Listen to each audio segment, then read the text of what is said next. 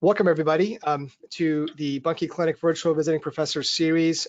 I am Bob Aksafa, and along with my partners Greg Buncke, Rudy Buntick, Andrew Watt, and Walter Lin, I'd like to welcome you all to tonight's lecture. We have the honor tonight of hosting our dear friend from the University of Pennsylvania, Steve Kovach. Steve really needs no introduction, but I'll do my best in just a slide or two anyway. He is the Herndon Lair Endowed Associate Professor in Plastic Surgery and also an Associate Professor in Orthopedic Surgery at the University of Pennsylvania. And we recently heard his partner, Dr. Scott Levin, just a few days ago from the University of Pennsylvania discuss the history of anatomy. Just a couple of highlights from Dr. Kovach's career. These are actually going backwards, sorry, here we go. So he obtained his BA from the University of Pennsylvania, his MD from GW in DC, the general surgery at Georgetown and University of Rochester, followed by plastic surgery at Duke. He is co-director of the Penn Orthoplastic Limb Salvage Center, which is really the first of its kind. And it's an incredible place. And as we know, he has a lot of experience in limb salvage, complex lower extremity reconstruction. So I'm sure you've heard many of his talks on that topic. He is also the co-director of the Penn Hernia Center. And one thing that you'll learn about Dr. Kovach, especially in light of his talk tonight, is that his practice is incredibly broad. He truly is a reconstructive surgeon and a microsurgeon from head to toe. He is also, as we know, the co-director of the Penn Flap course. And I had the pleasure last year of visiting Dr. Kovach and Dr. Levin at Penn, and this is actually the view from the offices. It's quite a nice view. And I actually spent a day in the OR with him, and just in that one day alone, he did a breast case, a hand case, as well as an abdominal wall case, and that was just in the half day that I was with him. So truly a very broad practice and an expert surgeon from head to toe. And we're delighted and honored to have him. Steve, again, thank you so much for being with us.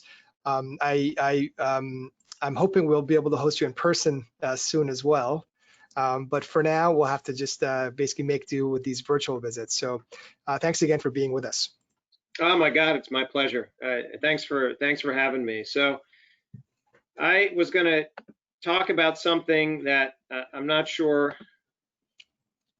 a lot of people actually talk about so much, but let me, if I can get it here.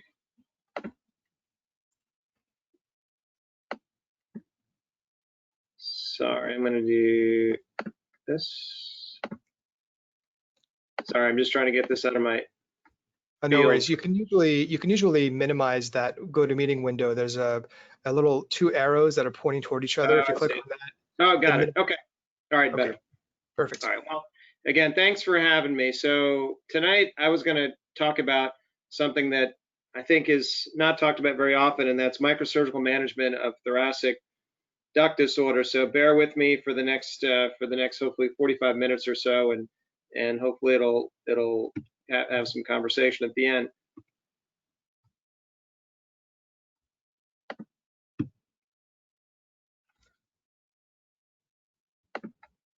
Oh, okay. One sec here. Sorry. Okay. No worries at all. So, you know, as we all know, the lymphatic system is responsible for fluid balance and immune system function. And we know that the lymph capillaries, they sort of drain the interstitial space and they return all that interstitial fluid back to the venous system. And I think the one thing that, you know, if anyone who does lymphatic surgery appreciates now, that it's much more of a dynamic system with some smooth and skeletal muscle. And there's also some physiologic components, meaning with respiratory motion and or motion, it sort of propels lymph forward through the system. And when you look at this from a histologic standpoint and break it down to its microscopic level, it's not just a tubular system. It has valves, it has smooth muscle, it has everything you need to sort of contain that interstitial fluid, collect it from that interstitial space, and ultimately at the end of the day, in a unidirectional fashion, ideally return it back into the venous circulation through a collection of the lymphatic system and lymph nodes. And I think it's one of those things where it works well, you don't really think too much about it, but when it's working poorly, it really becomes problematic, and that's when these patients come to our attention as microsurgeons. So for time immemorial, really the treatment for lymphedema has been conservative. We get folks in compression, we give them lymphedema therapy, we give them decongestive therapy. The surgical treatments of old have really been based on debulking. So the liposuction procedures and some of the more debulking procedures and skin grafting. But I think really the modern iterations of lymphatic surgery end up being either lymphovenous bypass or vascularized lymph node transfer in the hands of current microsurgical techniques.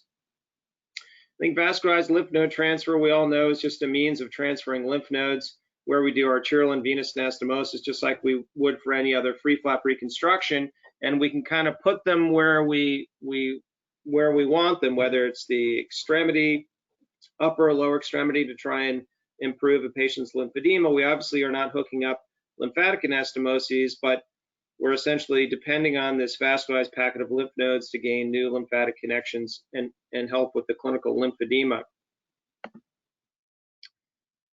Lymphovenous bypass is something that I do more frequently, and we're really looking for superficial lymphatics to bypass to a nearby vein. And as you know, it's a superficial system, and I think, at least in my hands, the challenging part about it is they can be hard to localize, and all of our patients who are getting lymphovenous bypass undergo a preoperative high contrast, dynamic contrast magnetic resonance lymphangiogram, and sometimes you can see these really dilated lymphatic channels on the MRL. The problem is then correlating those findings on the MRL into the operating room with ICG and isosulfan blue. And many times I'll tell patients I can only bypass what I can see based on intraoperative imaging. And even though we see these dilated lymphatic channels on MRL, sometimes they're either too deep, they're beyond our ability to visualize them with ICG, or we just can't find them with isosulfan blue. So for lymphovenous bypass to be successful, we have to be able to find them in the operating room to make it a reality to do the bypass. For me, I can only do so many in one sitting. They can be hard to find. There has to be a small recipient vein nearby. And these can truly be super microsurgery, less than 1 millimeter in diameter. We're typically doing these in an end-to-end fashion. I think a matter of debate is it better than vascularized lymph node transfer? And that's probably a talk in and of itself that's outside of the scope of tonight's talk. The one challenge is we can't really follow these anastomoses for the most part, and really what we use as a surrogate marker that they're open is clinical improvement, resolution of lymphedema, improvement of limb circumference, improvement in the patient's function and overall fluid burden from their lymphedema. I think the one thing that we can't overlook in terms of the armamentarium of the treatment of lymphedema is really our interventional radiology colleagues who have made just incredible strides in percutaneously treating lymphedema. And I think a few things that really have gotten better and better is our ability to image the lymphatic system, particularly with dynamic contrast magnetic resonance lymphangiogram, which not only can show us the anatomic structure of the lymphatic system, but it can also show us flow and direction of flow in a dynamic manner on the study, which is, if you see these studies being done, it's quite impressive the level of detail from a physiologic standpoint that you can get from the DCR MRL. The percutaneous treatment really for some of these lymphatic disorders ends up being embolization and or ligation at times, and either embolizing these aberrant channels, trying to contain lymph leaks through a percutaneous manner, and they're really quite good at it. And I think part of the collaboration here at Penn really has been our interventional radiology department is so strong in peripherally manage or percutaneously managing lymphedema that the cases that we see are some challenging cases where they just can't manage percutaneously and collaborate with us as microsurgeons to try and treat some of these challenging disorders. So as microsurgeons, the one thing we're really, really good at is putting small structures together. And I think that's where we excel as microsurgeons, and the lymphatic system is no exception. These are some of the smallest anastomoses that I do in practice. So lymphedema surgery, at least previous to what I do now, has almost always been for extremity lymphedema. And I think the big question is, can we apply the principles of lymphatic surgery to other lymphatic disorders? Can we apply these to lymphatic malformations? And I think more importantly for this talk, can we apply them to central lymphatic disorders such as ascites or patients with chylous pleural effusions? Can we use the principles of lymphedema surgery to treat some of these disorders?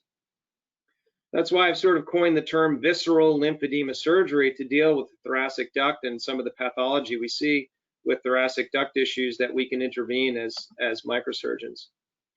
So I think the big question is, well, what is a thoracic duct and what does it do? And I think one thing that it does, it kind of invokes some fear and dread in most surgeons, because for the most part, it's only a problem if it's injured or not working. And no one by and large really images it unless you're looking specifically for it, or you're looking for specific pathology within the thoracic duct. And I think importantly, no one really operates on it per se, except potentially to ligate it if there's a problem.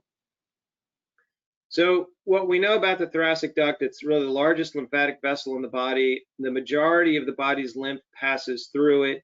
It starts at about T12 and empties into the left subclavian vein, and it really forms from the confluence of the right and left lumbar trunks, where its confluence turns into the cisterna chyli, and then it runs superior into the chest, where it empties ultimately into the venous system, and then obviously into the venous return to the heart. It does have smooth muscle around it, and I think interestingly, the one thing you'll see when you image these patients is that you'll see a lot of respiratory variation in lymphatic propulsion as the patient's breathing. So you can see that on some lymphangiograms I'll show, and respiratory variation really helps propel the lymphatic burden through the chest.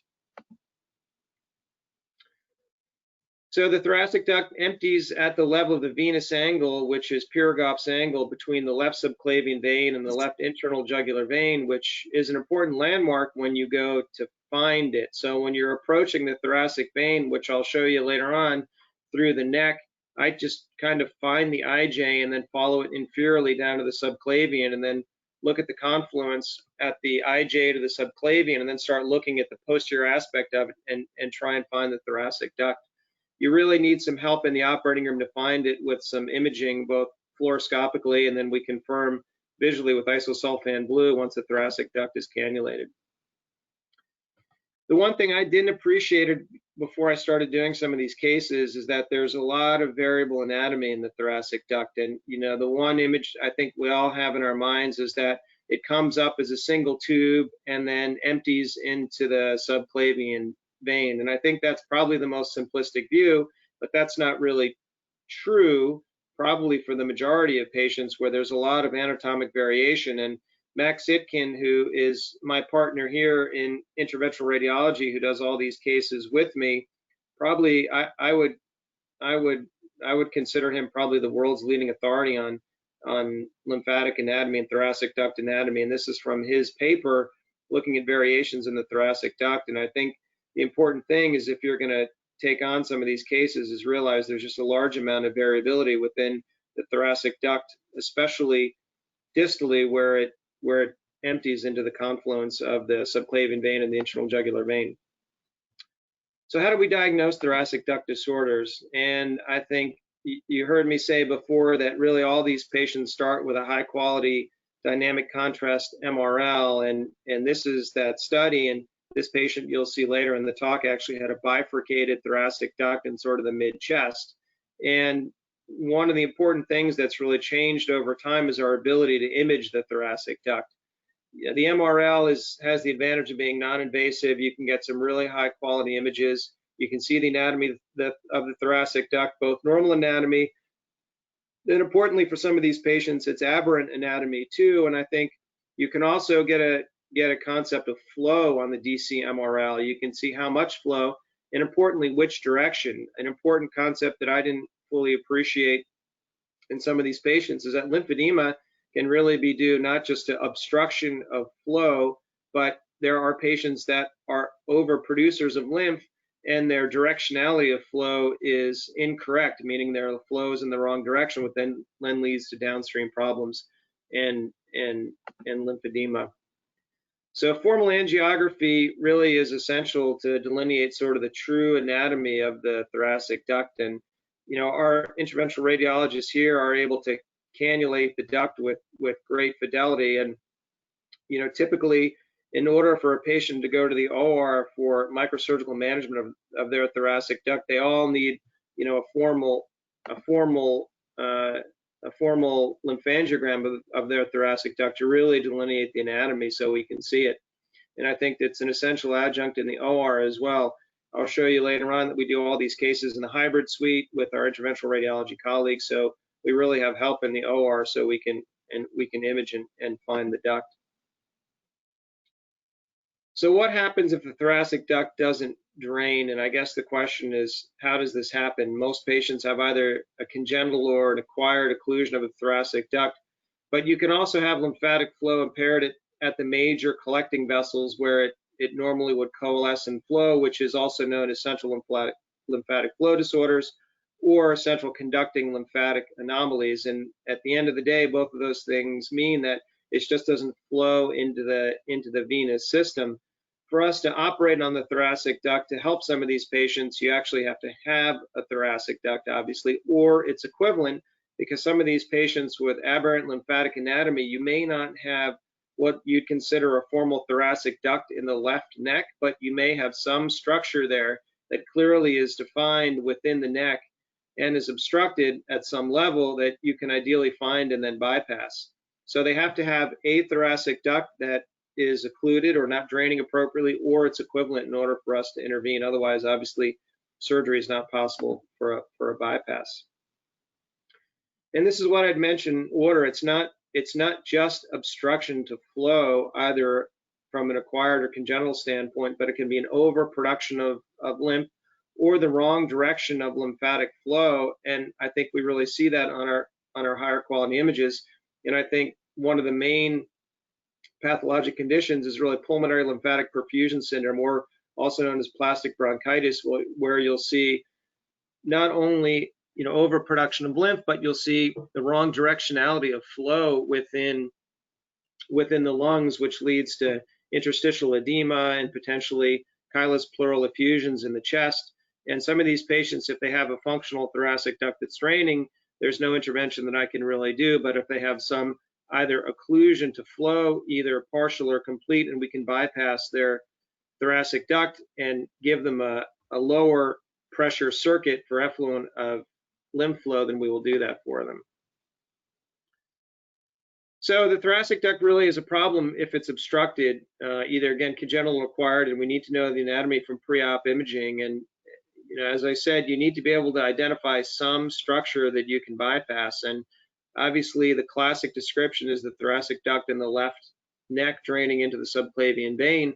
But we've done right-sided, quote unquote, thoracic duct bypasses because the anomalous lymphatic system is such that they have a dominant drainage system in the right neck, which is obstructed in some way, resulting in the downstream sequelae of some lymphatic obstruction, be it chylous ascites or chylous pleural effusions. So we've also done some right-sided, quote unquote, thoracic duct bypasses for these patients as well. So you really need to know the anatomy prior to going into the operating room, because in most patients it will be on the left side, but occasionally they'll have some anomalous anatomy and it will be on the right side. So if the thoracic doesn't drain, I can tell you what happens, and what happens, it's pretty much all bad. You can get anasarca, pulmonary congestion. Those patients who have significant interstitial edema or chylous pleural effusions may not be able to come off mechanical ventilation. They may need supplemental oxygen.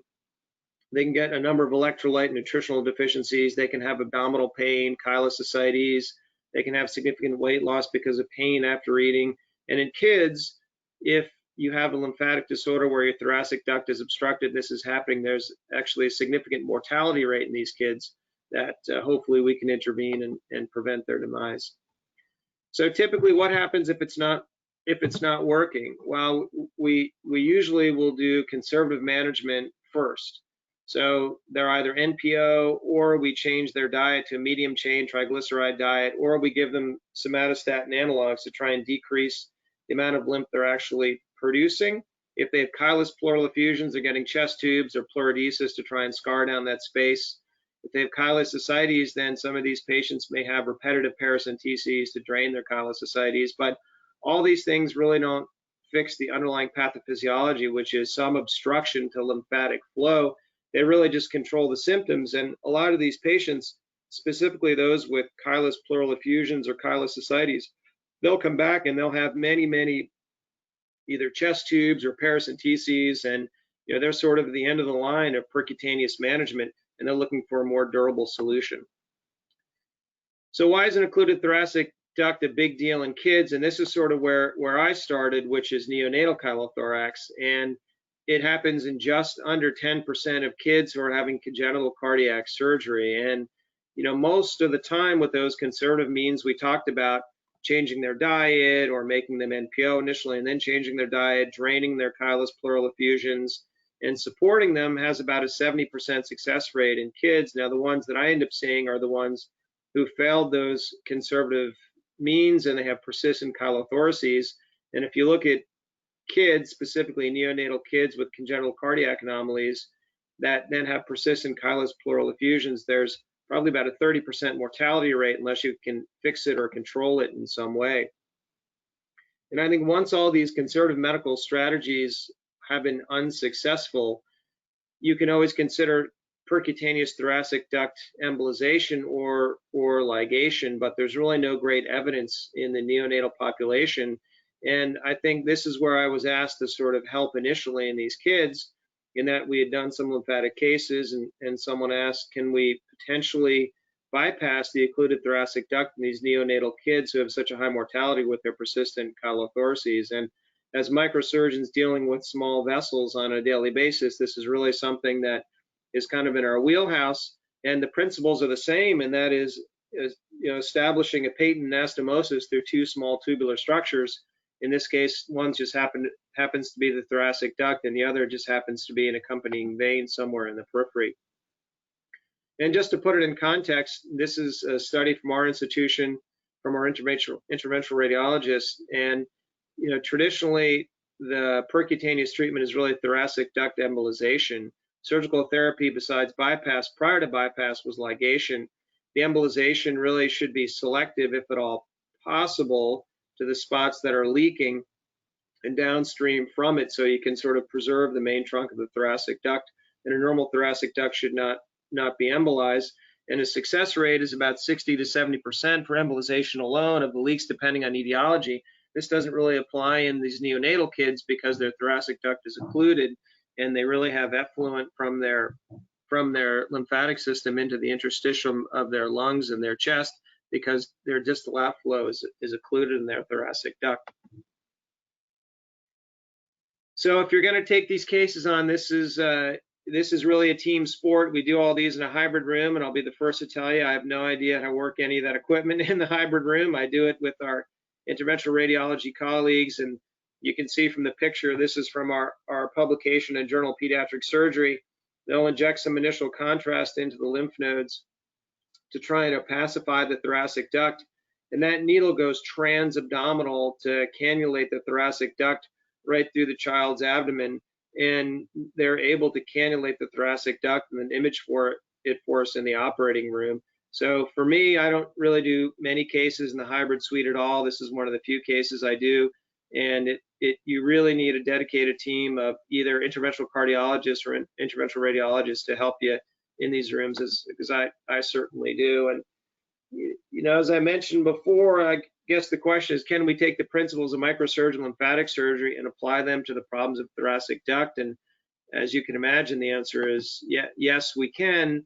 And this is our first publication from a few years ago now, and these were sort of the first patients that we did, and that was treating neonates with persistent chylothoraces with lymphovenous anastomosis of their occluded thoracic duct.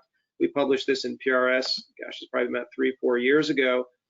And really, these are kids that failed all those stepwise conservative management paradigms and really had persistent chylothoraces. and a significant risk of mortality. If you look at kids with no improvement of their persistent chylothoraces, after about 2 weeks, the mortality rate approaches about 34% in infants. So really, it's to their best interest. If we can intervene and bypass the occluded thoracic duct, then by all means we should. This is our algorithm for that paper in PRS, and we try conservative management, and if that fails, we go either to percutaneous management or to lymphovenous bypass in the operating room and microsurgery. I think all the patients that we've done in our series that we published both in PRS and in Journal of Pediatric Surgery have all failed initial conservative attempts to manage their occluded thoracic duct and persistent chylothoraces, and have gone on to microsurgical management of their thoracic duct. We have the advantage here of having very good interventional radiologists and also a very good ability to image patients with DC MRL, and they all get pre-op DCR MRL, pre-op lymphangiography, and then post-operatively we follow them with MRL as well, just to make sure they have improvement and to see if their thoracic duct bypass is patent.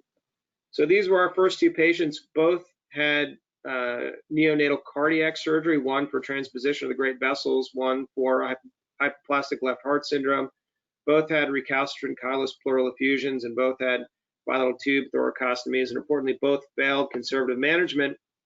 And this is patient 1, bilateral chylous pleural effusions, a lot of output in this small child, about 250 cc's of chylous fluid per day per side of the chest, and that's a massive amount of fluid in this tiny child, and there's a lot of electrolyte and nutritional abnormalities that can result from this, as you can imagine.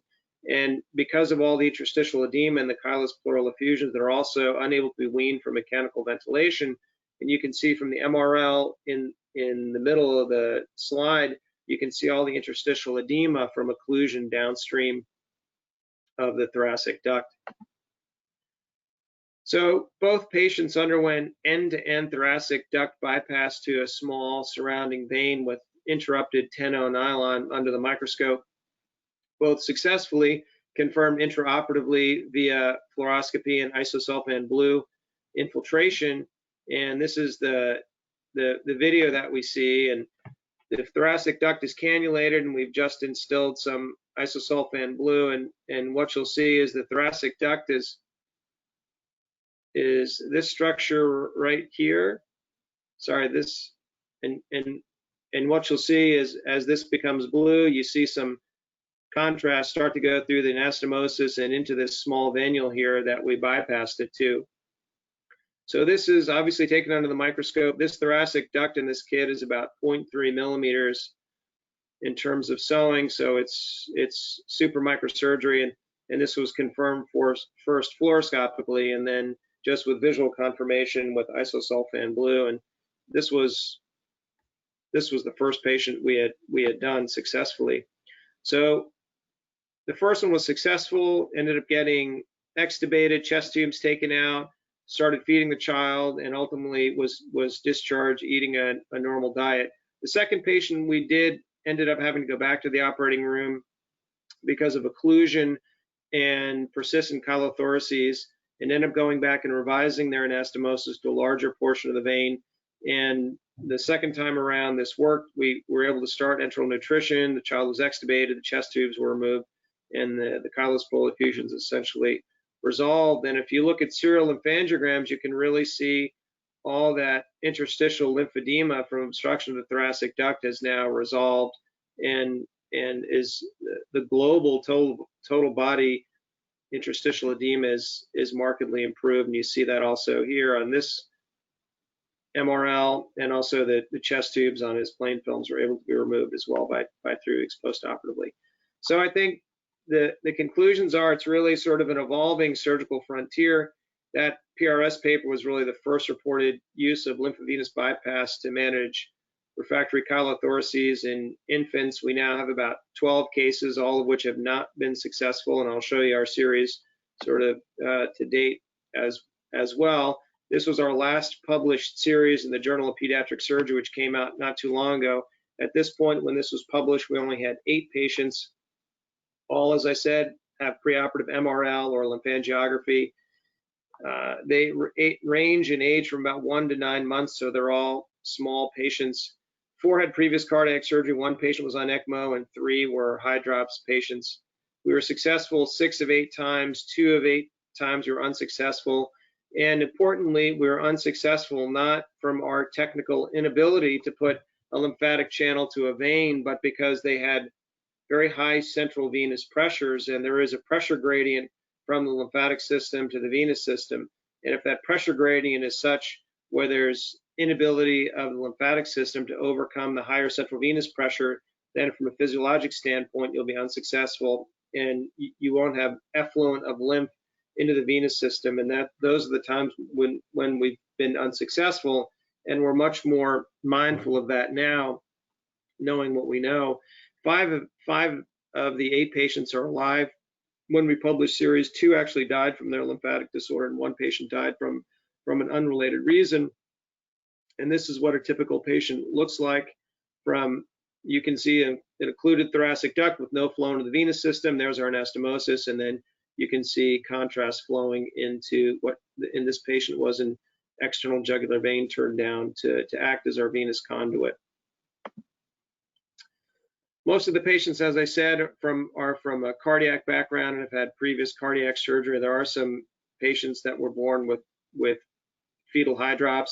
If you look at the age of sort of their bypass, none of them are older than just a few months. I think our oldest patient in this series was 9 months, and our youngest was just 1 month. So these are small kids. As we talked about the mortality, some of these patients will die from their lymphatic disorder. 1 died from an unrelated reason, but there's not an insignificant morbidity, and there is a mortality in some of these patients as well, which probably lends credence to the importance of trying to help these patients. So I think this can be a challenging problem. I think it's a promising operation in the right patient. It may be the only option for some of these patients. It's not a large incision in the neck. I think you need a skilled microsurgeon comfortable in the neck to be able to do this. And I think, as we had discussed previously, you really need to make sure the pressure gradient in the neck actually allows lymphatic outflow. Otherwise, you'll be unsuccessful in terms of treating these patients, even if you technically have the ability to do the anastomosis. So this is a recent patient of ours, actually, that is after this series was published, but this is a 6-month-old who had congenital chylothoraces at birth and congenital pulmonary lymphangiectasias, dilated lymphatic channels, and a lot of pulmonary congestion and cystic changes, and had retrograde lymphatic perfusion to the bilateral lungs. Really was unable to come off mechanical ventilation, so we're asked to see the patient for potential thoracic duct bypass. And these are images from the OR, and they're trying to cannulate the thoracic duct transabdominally in these patients. And you can see sort of the contrast injected in the lymph node groins, or the lymph nodes in the groin, to try and initially provide some opacification of the duct so they can find it in the operating room. And then once we're finally able to see it and cannulate it, and you can get contrast in it, then we're able to find it. And this is finally contrast within the thoracic duct ascending towards the neck. And you can see that sort of malformation of lymphatic ducts in the neck that has no effluent into the venous circulation. So you can't operate on it if you can't image it. And we've abandoned some of these cases because of our inability to cannulate the thoracic duct. Now, those cases have sort of been few and far between, but there have been some cases where we've just been unable to cannulate the duct. And then if I don't have help finding it in the OR, then I won't do it because I just can't find it well enough to see it. So this is that same patient. And this is what their imaging looks like in the operating room as the contrast descends towards the neck. This is ultimately what that malformation looks like in the neck imaged, and you can see there's really no effluent into the venous system. It just all kind of stops there, and you have this dilated lymphatic structure in the neck. And this is our dissection in the neck, and this big blue structure here is the thoracic duct. This is the internal jugular vein that's tented out of the way. This is through a left neck transverse incision. And this is with isosulfan blue within the duct. This is incredibly thin walled. And the one very challenging thing is not putting even a small hole in this, because even a small hole in this results in a massive effluent of lymph into the surgical field and just makes visualization that much harder in these patients when you try and do the bypass. So this is the same patient with successful bypass. I used the coupler to the external jugular vein because the duct was so big in this child. That's a 3 millimeter coupler. And you can kind of see in the middle, this is isosulfan blue injection through the duct and then going into the external jugular vein here with visual confirmation of a patent anastomosis. And then when you look at this fluoroscopically as well, you can see here's the coupler, and there you can see free flow of contrast through the bypass thoracic duct into the external jugular vein, draining into the venous system.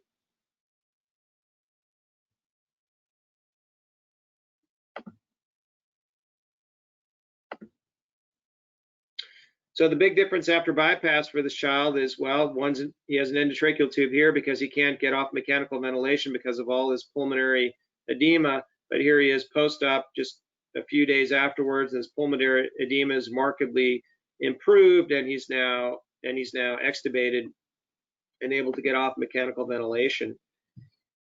This is just another way to confirm patency in the operating room. This is another small child that we've done, and this is just a traditional strip test.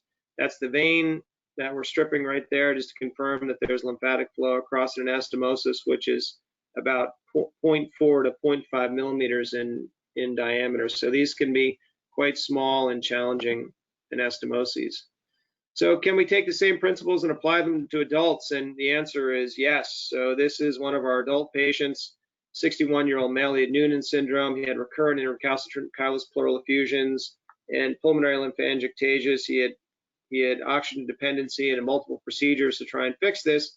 But you can see from his lymphangiogram, you can see his lymphatic duct occluded at the confluence where it should be draining into the subclavian vein. So we were asked to see him and potentially provide for lymphovenous bypass. You can see his central pulmonary congestion here in his chest on his MRL preoperatively. And this is his approach through a left neck incision transversely in the neck. This you can see intraoperatively is sort of looking down on his neck. Here's his IJ, his carotids in the field here. This is his thoracic duct with a red vessel loop around it. The one thing I didn't appreciate was just how much lymphatic flow is coming through this thoracic duct. And he had some cardiac dysfunction as well. But when we returned all of his lymphatic drainage back to his venous system, actually precipitated an episode of cardiac failure for him. So he ended up staying in the hospital for a little while until we maximized his cardiac function and was able to get him off support and get him off the ventilator. He's about a year and a half to 2 years out post-operatively now from this, and he actually is off all supplemental oxygen. He requires no supplemental O2, and he's actually resumed quite an active lifestyle now that we've resolved his pulmonary congestion. So this is him 1 month post-op. He had reduction of lymphatic backflow on his MRL into the retroperitoneum and liver, and he had a patent thoracic duct anastomosis, and he's done quite well. Another patient had constant abdominal pain and chylous ascites and ended up having a bifurcated thoracic duct in the chest, which I consider almost the equivalent of pancreas tivicum, and was a variation resulting in significant dysfunction for her. And you can see her sort of pre-op MRL, and you can see her bifurcated thoracic duct here in the chest, and she had obstruction to flow in her left neck, which caused significant chylous ascites for her. And she's always had chronic abdominal pain since childhood, and they initially diagnosed her with a ruptured ovarian cyst. But when they went to do her laparoscopic exploration for what they assumed was a ruptured cyst, she had an abdomen full of chylous ascites, which then became apparent it wasn't necessarily ovarian pathology, but it was really an occluded or poor functioning thoracic duct that resulted in her chylous ascites. So she was referred to us. This is her in the operating room. This is her lymphangiogram on the operating room table, you can see there's really no outflow for bifurcated thoracic duct into her venous system. And it can be hard to find in the operating room. And this is me kind of looking around fluoroscopically with isosulfan blue in, and that's my hand and my pickups trying to really correlate what we see in the operating room to the fluoroscopic images to make sure that we're finding the thoracic duct so we can actually do the bypass in the operating room. Intraoperatively, we've now done the bypass. You can see the free flow of contrast through the thoracic duct into the external jugular vein. And this is her 6 months postoperatively, confirming a patent anastomosis with free flow of contrast into the external jugular system in the venous return as well. So the biggest series of this in adults was actually published from Harvard, and they had 14 patients with central conducting lymphatic anomalies, and they did thoracic duct to venous bypass just as we've done here for intractable chylous leak, with 5 complete resolutions and about 2 partial resolutions. And I think that by far is the largest published series to date, with some mixed results. I think the important thing is really to differentiate physiologic from mechanical obstruction of the thoracic duct. Mechanical obstruction we can fix. We can't fix physiologic obstruction from high venous pressures. And this is a patient who we were asked to see who had a AAA repair, but had an occluded left brachiocephalic vein and also left upper extremity dialysis fistula and an occluded thoracic duct on his imaging. But when you look at his preoperative imaging, you see his thoracic duct with no flow into the venous system, and he had persistent chylous ascites, and he had a quote-unquote occluded thoracic duct. The main difference being for him is he had a physiologic occlusion. So when you actually occluded his left upper extremity dialysis fistula, he essentially dropped his venous for pressure and his thoracic duct drained, which you could demonstrate fluoroscopically. So he went on actually to have his fistula ligated, and then he drained his thoracic duct and resolved his chylous ascites and ended up going on dialysis through a dialysis catheter just to get him over this this hospitalization. So what if a patent thoracic duct is there but recalcitrant chylous ascites, and the thoracic duct has to start somewhere? And as we saw earlier, it's the confluence of the right and left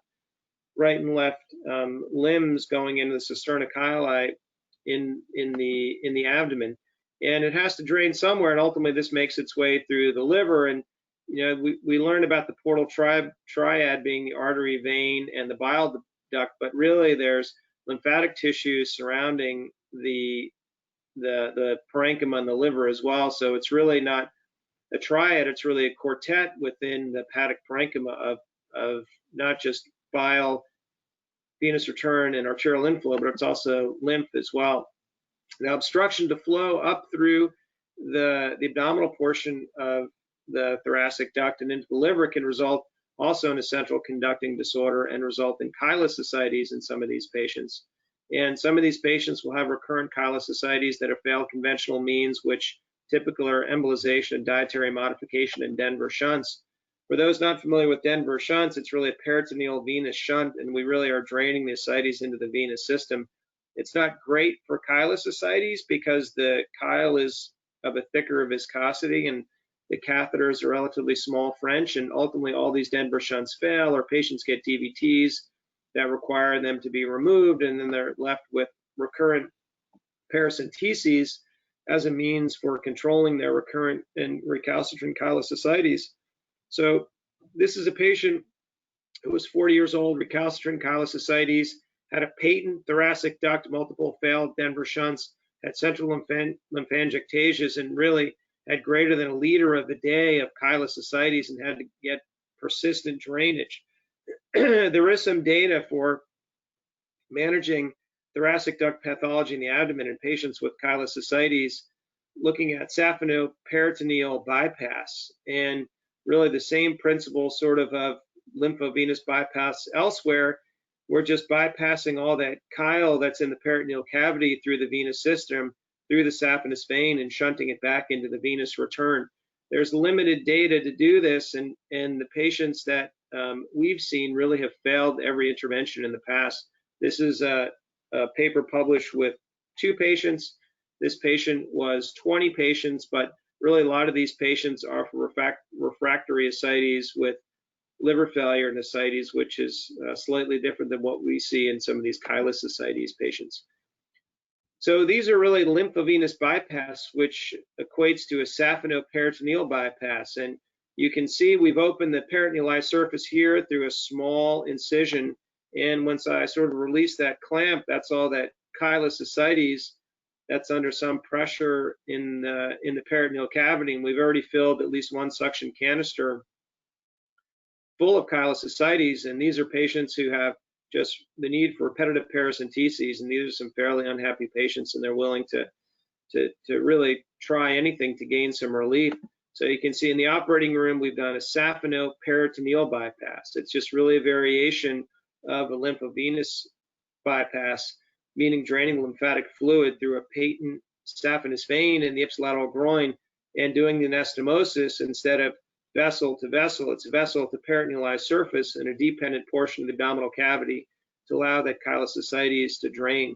I think in these patients, the one thing you really need to make sure of is that they obviously have a patent venous system, because otherwise you could have retrograde flow back into the peritoneal cavity and you could essentially have massive hemorrhage into the peritoneal cavity. So reflux studies are must. They have dynamic reflux studies, both laying down and then standing up, to make sure they have a patent venous system that we can hook up to the peritonealized surface for drainage. This is a pediatric patient who came to see us from Texas after really multiple failed Denver shunts, and she ended up having a saddle embolus from her Denver shunts, and she was having to undergo repetitive paracenteses, and she underwent successful saphenoperitoneal shunt. She required one more episode of paracenteses, but after that, she did not require any more percutaneous drainage of her ascites, and actually she has a patent peritoneal saphenous shunt to drain her chylous ascites, and she's actually able to return to normal diet without restriction. So in terms of lymphovenous bypass in the form of a saphenoperitoneal shunt, I think the jury is out. It really is when all else fails, and some of these patients just have failed all other conservative means. We've done a total of 4 patients, and 2 of 4 of them still have patent shunts, so we're about a 50% success rate. It's a low flow system, so I really can't image it because there's no way to instill contrast into the peritoneal cavity and see it come through the saphenous vein just because it's such a low flow system. I think the big no-nos for these patients are they can't get any laparoscopic surgery or insufflation of their abdomen, and you really have to make sure they have patent venous valves, otherwise you'll get reflux of their blood volume into the peritoneal cavity, which obviously would be catastrophic as well. So I think future directions for these patients, based on what sort of I've seen and what I've done, are really, we're working on some novel catheter-based solutions for lymphovenous bypass via intervening catheter solutions. So, hopefully we'll continue to refine not only our autologous surgical techniques, but some of our catheter-based therapies as well. So I'd like to thank Max Idkin, who's the interventional radiologist here, who really has been instrumental in sort of helping with these cases and building these programs. And with that, I'll say thanks for having me. It's really been a pleasure to do this, and I guess we'll take any questions that there may be. Great. Steve, thank you so much for really an incredible talk. I think selfishly, one of the best parts about this series is that I get to learn about all these things that I had no idea about. And I think it just really goes to show that the greatest thing about microsurgery is that it's almost limitless. I mean, we've seen talks about topics that I didn't even knew existed, Yeah. And it's really incredible, and this is definitely one of those. And I think it also underscores the importance of communication with other providers in the hospital, be it surgeons, interventionalists, and so on, because we may not even be aware of an indication in which our skill set is needed. So I think that communication is key, and clearly you've had that with your interventional radiologists and so on. So congratulations on that. You showed actually a paper by Amir Taginia and his group at Harvard at Boston Children's, and we actually had him a couple of weeks ago give a talk on pediatric microsurgery, and he did touch on this, and he actually is on the webinar tonight. So Amir, if you're on, I was going to just maybe call on you for a comment or a question, since you also do some of these same thoracic duct surgeries. Yes, thanks very much, Kovach, and thank you for that really terrific talk. We started doing this sometime around 2013, and we're doing it for a slightly different indication. We're doing it mainly for CCLA patients, and I haven't done any of the little babies that you've done. I thought your talk was terrific, and thank you for, and I've met Max at one of these vascular anomalies meetings, and he's a great guy, very energetic. But you and I haven't met, so this is great that I got to see your talk, because I wasn't aware that you guys were doing all this other stuff too. I've seen your papers, but I hadn't seen the saphenoperineal bypasses, which are really interesting as well.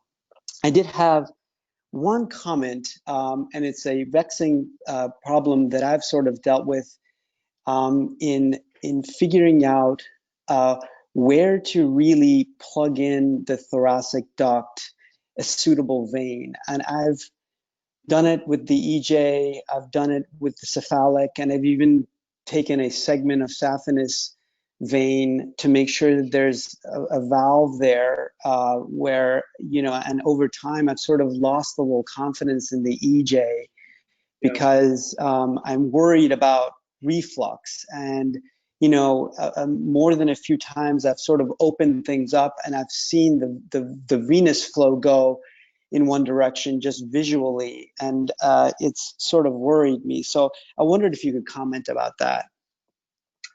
Yeah, I think sometimes the hard part is finding a recipient vein. And, you know, for some of our patients, I think, or I should say for most of our patients, the recipient vein ends up being the external jugular vein, just because it's usually readily in close proximity in the field. You can get enough length on it, so there's not a lot of tension or kinking. Sometimes we'll just find a small venule within the surgical field and use that. And you know, I think in terms of finding an adequate recipient vein, it just has to obviously be close by and has to be a reasonable caliber to do it.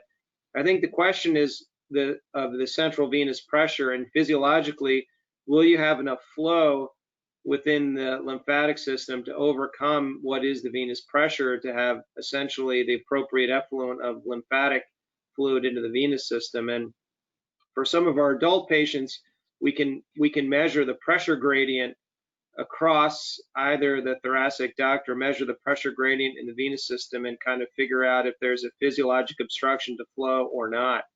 I think in kids that's a little bit harder because it's a much smaller diameter system, and we really haven't been able to do that.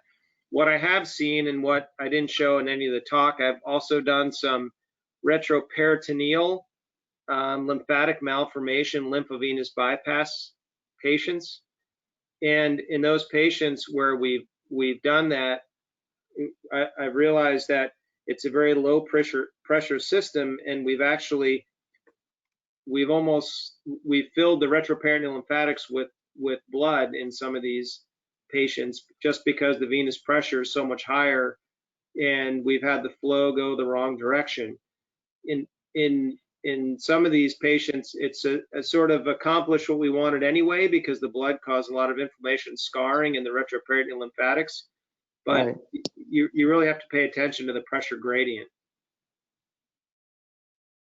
Yeah, great talk. The only other question that I had was, you said that you guys typically will cannulate the thoracic duct and inject, you know,